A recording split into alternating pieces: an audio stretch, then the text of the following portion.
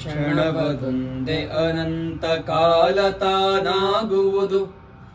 ಅನುಭವಕ್ಕೆ ಸತ್ವ ಶಿವ ಸುಂದರಗಳ ಮರೆ, ಮನ ತುಂಬು ಶಶಿಯಾಗಿ ನೆನಪಮೃತವಾಗುವುದು.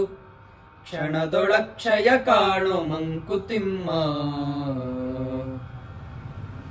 ನಮ್ಮ ಜೀವನದಲ್ಲಿ ನಮ್ಮ ಅನುಭವಕ್ಕೆ ಬರುವ ಪ್ರತಿಯೊಂದು ಕ್ಷಣವನ್ನು ನಾವು ಅನುಭವಿಸ್ಬೇಕು. ಅಂದ್ರೆ ಯಾವ ರೀತಿ ಅಂದ್ರೆ ಅದರ ಪ್ರತಿ ಕ್ಷಣದಲ್ಲೂ ಅದರ ಸುಂದರತೆಯನ್ನ ನಾವು ಕಂಡ್ಕೊಳ್ಬೇಕಂತ, ಈ ರೀತಿ ಮನೋಭಾವವನ್ನು ಬೆಳೆಸ್ಕೊಳ್ಬೇಕು ಅಂತ ಹೇಳ್ತಾರೆ. ಯಾವುದೇ ಒಂದು ಕ್ಷಣ ಅದು ಯಾವಾಗ ನೆನಪಿನಲ್ಲಿ ಉಳಿಯುತ್ತೆ, ಅದು ಹೇಳ್ತಾರೆ ಅಮೃತದಂತ ನೆನಪು ಆಗತ್ತೆ ಅಂತಂದ್ರೆ ಯಾವಾಗ ಅಂದ್ರೆ ಪ್ರತಿ ಕ್ಷಣವೂ ಒಂದು ಅನಂತ ಕಾಲ ಅಂತ ಅನ್ಸ್ಬೇಕು ನಮ್ಗೆ. ಪ್ರತಿ ಕ್ಷಣದಲ್ಲಿಯೂ ನಮ್ಗೆ ಆ ಒಂದು ಶಿವನ ಸತ್ವ ಕಾಣಬೇಕು, ಅಂದ್ರೆ ದೈವತ್ವವನ್ನ ಕಾಣಬೇಕು. ಅಷ್ಟಲ್ಲದೆ ಪ್ರತಿ ಕ್ಷಣದಲ್ಲೂ ಕೂಡ ನಮಗೆ ಆ ಒಂದು ಚಂದ್ರನ ಬೆಳಕಿನ ತಣ್ಣನೆಯ ಶಾಂತಿ ಇದೆಯಲ್ಲ, ಆ ಶಾಂತಿ ಮನಸ್ಸಲ್ಲಿ ನೆಲೆಸ್ಬೇಕು.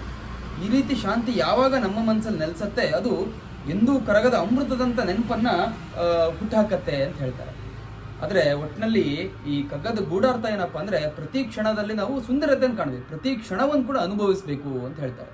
ಸುಮ್ಮನೆ ಜೀವನವನ್ನು ತಳ್ಳೋದಕ್ಕಿಂತ ನಾವು ಪ್ರತಿ ಕ್ಷಣವನ್ನು ಅನುಭವಿಸ್ತಾ ಅದರಲ್ಲಿರೋ ಸುಂದರತೆಯನ್ನು ಕಂಡುಕೊಳ್ತಾ ಬಾಳಿದ್ರೆ ಜೀವನ ಕೂಡ ತುಂಬಾ ಅದ್ಭುತವಾಗಿರುತ್ತೆ, ಶಾಂತಿ ನೆಲೆಸತ್ತೆ ಅಂತ ಹೇಳ್ತಾರೆ. ನಮಸ್ಕಾರಗಳು.